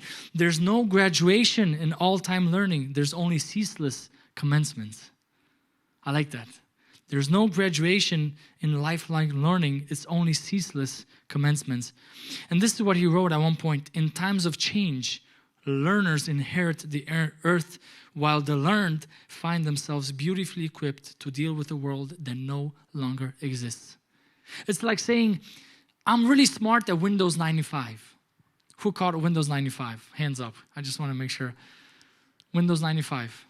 Back in the days. I came in 1995, so I did catch Windows 95. It's great that, you learned the operating system of Windows 95, but we're not there anymore. Does it make sense? And I feel like oftentimes that's how the church is, right? We're responding to issues that are not there anymore. They're no longer there. Leonard Sweet, he wrote a book called Aqua Church 2.0. Leonard Sweet, Aqua Church 2.0. He's a leadership guy, by the way. And he wrote this: unless leaders keep on their information toes, unless leaders work diligently to stay current, they automatically become archaic. And the information base on which they make crucial decisions gets more and more flawed. Much of what leaders in the church are trying to do has long passed its due date, that it's a wonder anybody's left to lead the church. If nothing in your ministry has been changing in the past years, you're not keeping up. Some Christians have minds that haven't changed in 50 years. Not even rocks stay that way for that long. Every day it seems the world changes without church leaders being aware of it or caring enough to take note of what's going on. So it is important for us to be always leading and growing. Spiritually, so Jesus grew in stature, in wisdom. He was in favor with God. Spiritually, we need to be as leaders. We need to be, right, in a constant devotion with God. And my expectations from the leadership team that I have are daily spiritual disciplines, weekly spiritual, and monthly spiritual. Now, I'm just going to point them out and I'll just go on to the next one. So daily spiritual disciplines, I expect leaders to read the Bible. And every single month, we have a Google Forms that we send out to our leaders in which, it's anonymous. And it's going to be anonymous for some time, but we'll definitely make it public soon, visible, because I want to know if my leaders are reading the Bible. So I'm expecting leaders to daily read Scripture, to daily pray and worship God. It is not negotiable. We cannot have leaders in church. I don't care if it's worship or ushers or Sunday school or even administrative roles, if they're not reading Scripture, if they're not praying, if they're not worshiping. Please keep that in mind. Weekly spiritual disciplines, I am expecting people to fast. And also to I expect corporate worship gatherings, right? Prayer meetings, Sundays. I cannot, for the life of me, understand how you can put a leader of a person that just comes for Sunday morning only church. I'm sorry. You're not a leader. Well, yeah, but okay, well, don't be a leader then. Just be a volunteer. That's fine. For leaders, we expect something greater. That's a weekly spiritual discipline. And the way we tell people is this. Listen, we understand that life can be busy. So what we tell people, we start our church calendar in September. We finish in June. We give them July, August, off in a way, where we don't expect too many things that are happening. It's okay. People kind of go on vacation. It's fine. We'll make church work. But we sign a sort of not a contract, but it's like an agreement that for the next 6 months or 7 months of your life, you're going to be dedicated to Jesus and the church. And so the moment we do that, we expect these people to stop justifying their busy schedules. And obviously there are times where, we understand that, certain things happen, right? And you kind of have to step back a little bit. It's fine. We understand that. But we expect our leaders weekly to be involved in church gatherings, to be fasting, daily they should be praying and reading Scripture and worshiping, and also monthly spiritual disciplines. I include here giving and solitude. Again, I cannot understand how you can have a leader in a team in a church and he's not giving to the local church. I've had a leader and we had to kindly find him a different position in church. He wasn't giving. And I'm not a police guy. I don't know what finances are, but I do talk with a financial person, and he's telling me, listen, I think there's an issue. And he was telling me this, that person that, kind of setting forward and putting them publicly, he's not giving to the church. And I had a conversation. It was a hard conversation. And he told me, listen, I don't believe in giving to the church. I do give. I give more than 10%, but I give to a lot of charities and nonprofits. I was like, that's great. And that means your heart is there. So I'm not against giving to other things. I'm just saying that if you love the local church, then your giving should follow that love. So again, I'm expecting, now percentage-wise, we can start at 10. We can grow. We can go to 40, 50, praise God, if somebody gives that much. We have people that are giving over 30% of their givings to the local church and projects. That's great. But I'm expecting people to love the church. And one way you love the church is through your finances. Amen. There's also solitude, right? I'm expecting people to have their time with God, where you mărturisești, you start, God, what are some things in my life that I need to be getting rid of? So again, daily, weekly, monthly spiritual disciplines. And the final thing is, Iisus creștea, deci în înțelepciune, fizic, în statură, și era tot mai plăcut înaintea lui Dumnezeu și înaintea oamenilor. So he is likable not just to God, but to men. In other words, there's a relational aspect of your growth, right? Again, let me just, quickly go back and recover a little bit. So we have four domains of our growth. You need to be constantly growing. We need to be growing physical, intellectual, spiritual, and relational. If leadership is influenced, then relationships are key. And we cannot forget the saying, people don't care how much you know until they know how much you care. Leaders have to be, by definition, relational people. You might be introvert, it's fine. It's okay. You don't have to have 100 conversations. You can have 5, but they have to be meaningful. You have to be relational. And Jesus was increasing, not just in his relationship with God, but he was likable to human beings.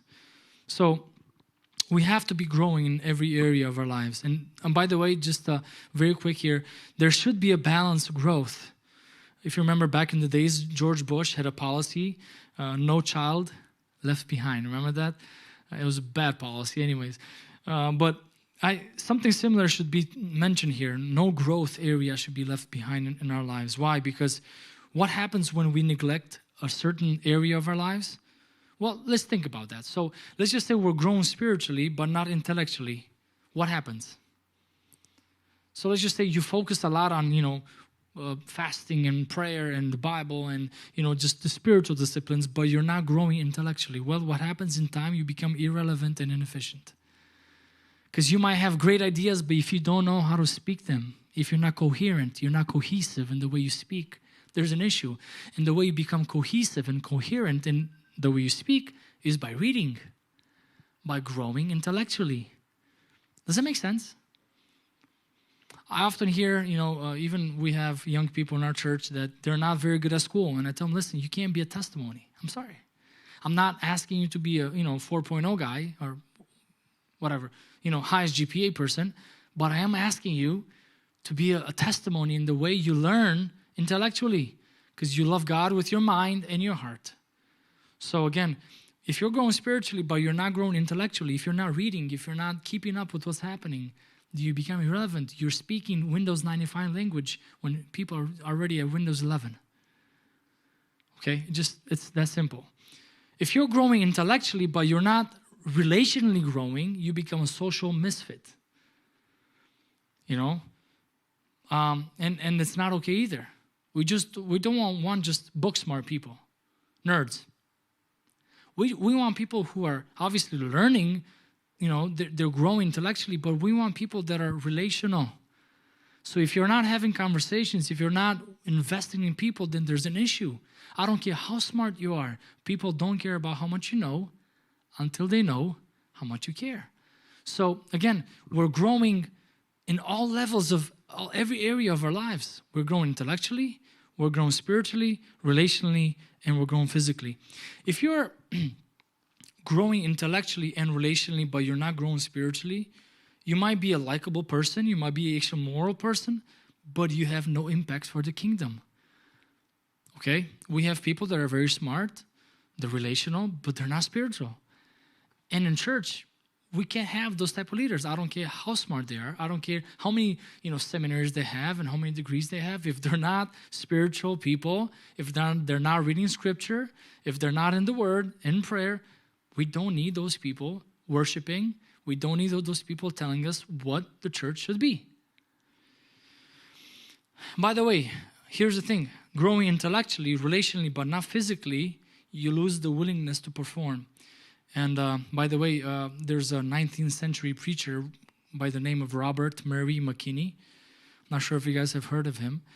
After he graduated from Edinburgh University at age 14, he was a very smart guy. 1827, this happened.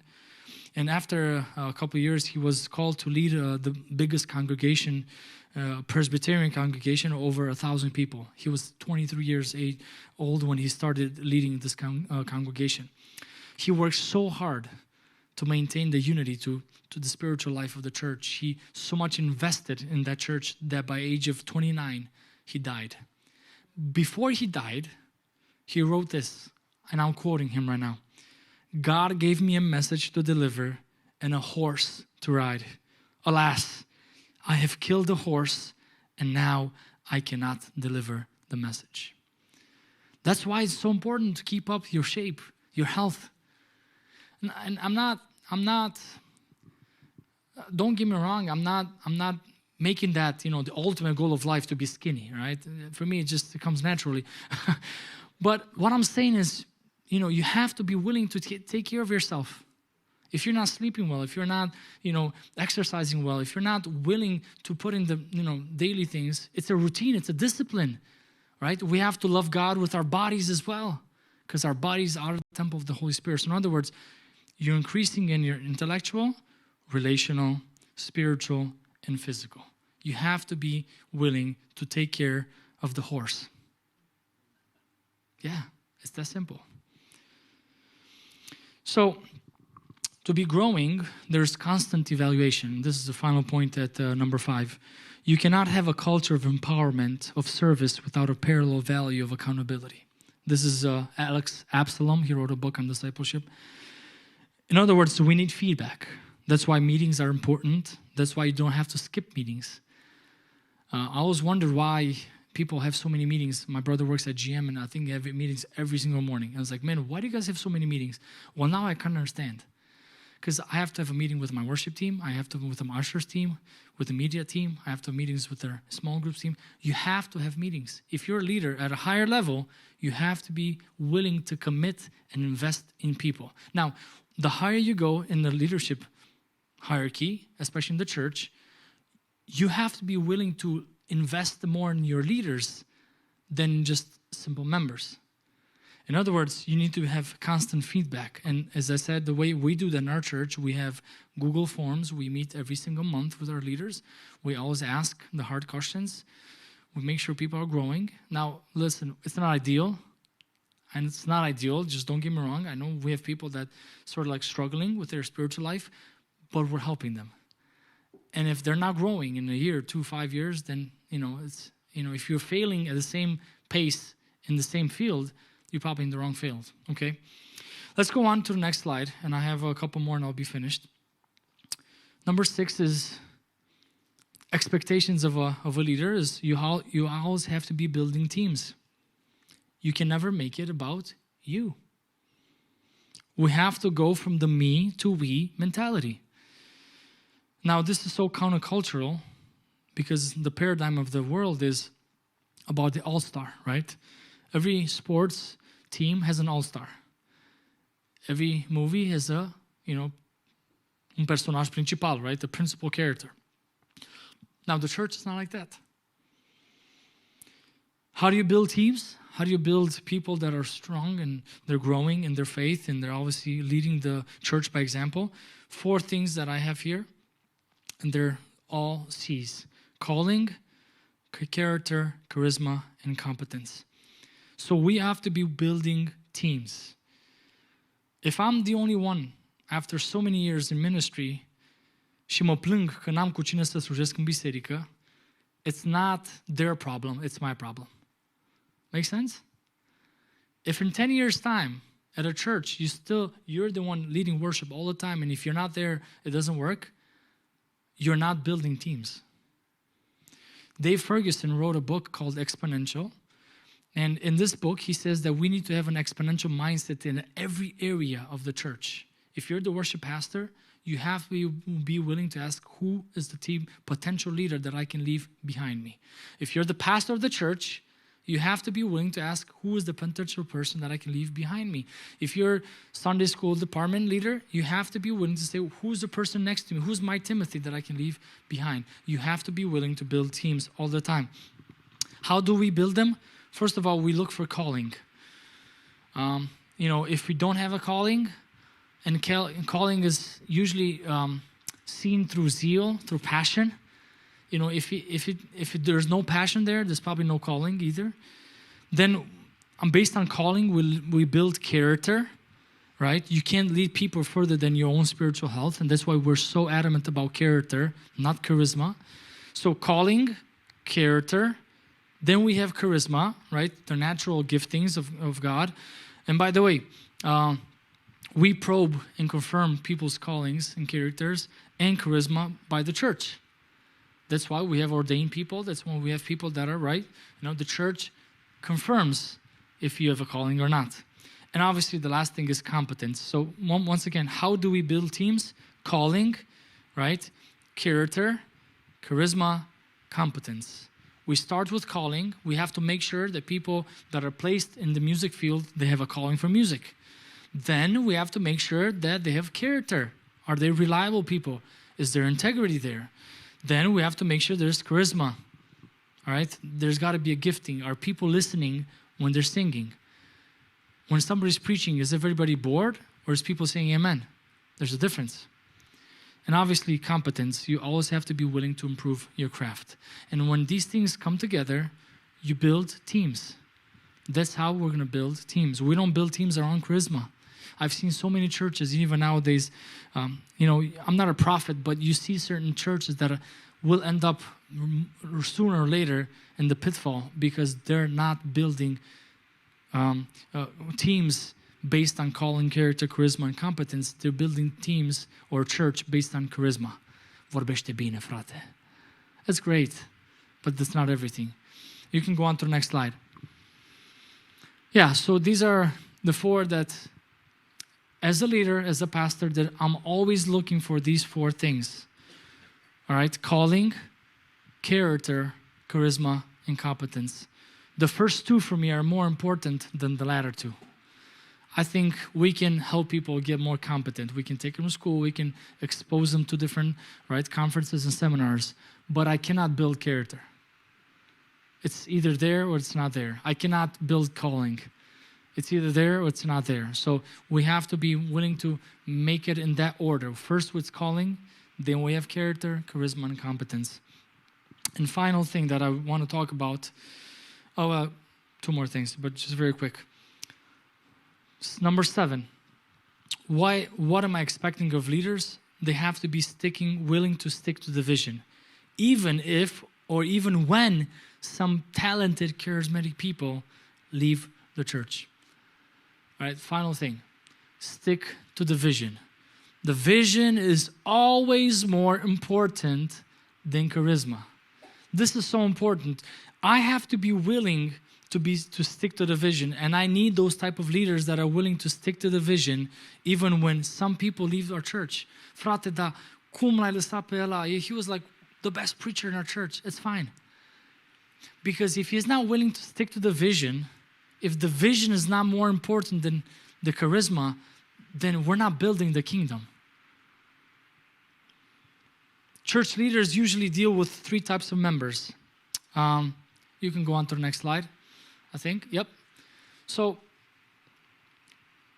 in church, we usually have at least these people, if not more types, but at least 3 types of members. And we have to be willing to invest in people that are sticking to the vision. First, we have comrades, people who are against what you are against. There are people in church, you'll have people that want to become members of Maranatha because they just fought with Emmanuel or Calvary or whatever else, they're against what you're against. All right? We have every year the March for Life, and tens of thousands of Christians, even churches of different nuances, kind of get together and they speak out against abortion. So we have comrades, people that, fly to Washington or whatever city they're in and say, we are against abortion. It's great. I'm not, it's a good thing. But what I'm saying is that you don't want to have on your leadership team people that are just against what you're against. As long as they have a common enemy, they're going to stick around at Maranatha. When the fight is over, they will be gone, or worse, they might turn the weapons against you. That's the problem when we accept members, or even worse, when we accept potential or leaders in positions that they're here just because they're against what we're against. Atâta vreme cât avem un dușman comun, sunt cei mai buni prieteni. Când a plecat dușmanul, he starts fighting with you. And the greatest example with that we have in Scripture, Pilate and Herod, right? 2 enemies that come together because they're against the same person, right? And that's how they're able to unite. But for a short time, that's it. After that, they become enemies again. Just be very careful that you don't place these members, comrades. Now again, do we kick them off the church? No. We love them, but we move with the movers. Do we, hopefully we pray for them. Hopefully they become more than just comrades. But sometimes we do have in church these type of people. A second type of member that we have in our churches are people who are for what you are for. In other words, they line up with the cause. They are attracted to the direction the church is going, but if they see a car that promises to get them there faster, they just jump on the bandwagon, right? So they're not just against what you're against. They're nice people. I mean, they're willing to step up and serve. Frate, vino la, ajute-ne la. Oh yeah, he's willing to, come and play, or he's willing to do some sort of ministry. But the moment a better church rises, frate, I'm gone. Because that church promises to get them there faster. They will definitely leave you in no time. In sports, we call those fans people who jump on the bandwagon, right? They were never for you. They were for where you were going. Does that make sense? So again, we have comrades, people that are against what you're against. When the enemy is gone, they're going to fight you. 100% all the time, every time. We have constituents, people that are for what you are for. They don't necessarily like you. They just like where you're going. And if you can take them there, they'll go with you. If they'll find somebody that's faster, they'll jump off. And also we have confidence. These people that are very rare in the church, I can honestly tell you that they're very rare. These people are for you. When you're going up, they're for you. When you're going down, they're for you. When Maranatha used to be at 500, 600, they're for you. When Maranatha is, I'm not sure what it is now, but they're going to be for you. They're not going to leave just because Maranatha has a new building and they have to obviously put their money where their mouth is. These are for you all the time. These are family. People with whom you can be transparent. They can love you. They can love you through your strengths, and they love you through your weaknesses. For them, the church is more than a gathering place where feelings are just being animated. We're going somewhere. No, these people are your family. And can I honestly tell you that some people, the church is their first family. We have people in our church, and just recently we celebrated 18 years where we moved to this new building that we are right now. The church is about 43 years old, but one of the testimonies, one of our leaders now, he's a small group leader, he said, this church is my family. When I had no family, this church was my family. Hopefully, these are the people we place in leadership, because they're going to be there through whatever season of change the church is going through. So again, how do we build a strong church? Making sure that we always look for confidence, people who are for you, for the vision. Noi întotdeauna lucrăm cu oameni care iubesc viziunea, nu doar lucrarea. Că lucrările se duc și unele vin, altele pleacă. Când vine una mai frumoasă, se duce mâine acolo. But if they're there for the vision, for you, because that's their family, they're going to be sticking around for some time. And these are the people we need to be working with, because with these people, you build a strong church. Last thing, final thing, what I expect of leaders. So I expect focus on your health. There's a professor of leadership, I'm not sure if he's still there right now, at Fuller, Dr. J. Robert Clinton. I think he's a little older, so he might not be there now. He conducted a very extensive research, and he wrote at one point that he believes that more than 70% of leaders do not finish well.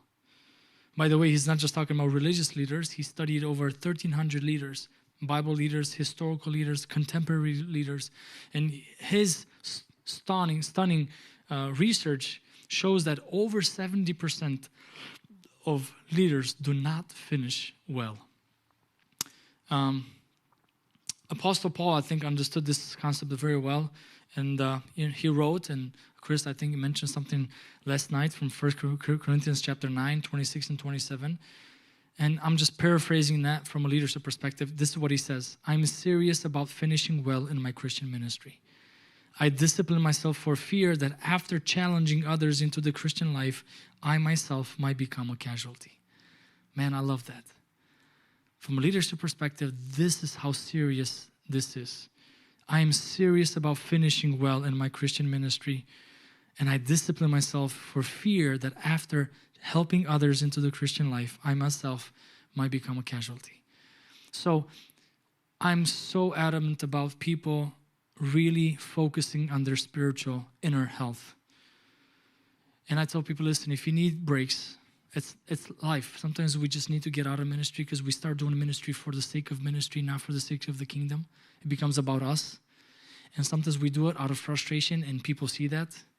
The resentments, it's not what it's supposed to be. And sometimes people just need a break. It's fine. It's absolutely fine. That's why the church is a team.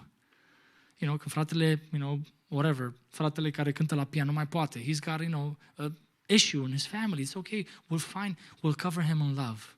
We'll give him a break. I think every pastor needs a break at times. Just to cover and say, listen, just focus on your health. Focus on your family. Focus on your wife. Focus on your kids. Because you know what happens? If they're not focusing on their health, tot noi ca biserică pierdem.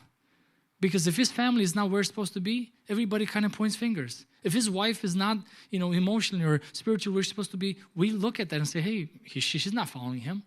So as leaders, we have to be willing to invest and focus on our health. And that's why I really love, Apostle Paul's understanding of that, because he finished well. He finished well. I've seen so many pastors, leaders, și în România, just atâtea tragedii, evangeliști foarte mari, foarte mari. Frații mai în vârstă știu ce evangeliști buni am avut. Și sunt, dar acum sunt pe linie moartă. De ce? Pentru că nu s-au focalizat pe viața lor interioară. A devenit mai mult despre slujire, despre alții, decât despre ei, despre viața lor spirituală. Și cred că suntem chemați ca lideri, ca oameni care îl iubim pe Domnul și lucrarea, în primul rând, să avem grijă la sănătatea noastră interioară. So, there's 7 there, but there should be an 8th one there. These are the expectations that we have in our church. I'm pretty sure they're pretty similar here as well. And I just pray that God will help us all in whatever capacity God has called us, ministry, context, whether it's here or somewhere else, or small groups or departments or groups or, certain fields of ministry or pastoral or administrative. May God help us be the best we can be. Let's go back. Always be changing. Strive for better. The best idea wins. We need to work together, right? Let me just protect the staff. No, just go back. It's fine. Always be protecting staff. No gossiping. We're maintaining unity. We're double-checking, triple-checking, making sure all the news that we find and hear about people is not just squandered and gossiped and thrown everywhere. We need to be protecting our leaders. We have to be praying for them as well. Be responsive. Please, please, please. When it comes to leadership, we need to be responsive, all right? You can postpone other things, but when it comes to people that need your response, your feedback, give it as soon as possible. Find a yes. Always be creative. You have to find solutions. Don't go to a pastor every time for every problem. If you're just finding problems or seeing problems, you're not where you're supposed to be. You need to be finding solutions. Improve your craft where God has placed you, your skills, your competence, your charisma. Build teams. Don't make it just about you. All right? And stick to the vision. And of course, focus on your health. God bless you guys. We can take a break. If there's any questions, if not, thank you for coming. I appreciate it. I really believe that Maranatha is, it's a season of life, and it's going to get better. You know why? Because we need people that stick to the vision, people that love this church for the sake of this church, because it's a family. And when we stick together through the good and the bad, God will definitely bless. It's just a season. Every church goes through seasons. We're going through a good season now. But 10 years ago, if you would ask me, I saw no future. So it's just a matter of time, and we need to be just making sure we're finding the right people and placing them in the right stages in their lives. God bless you. Amen.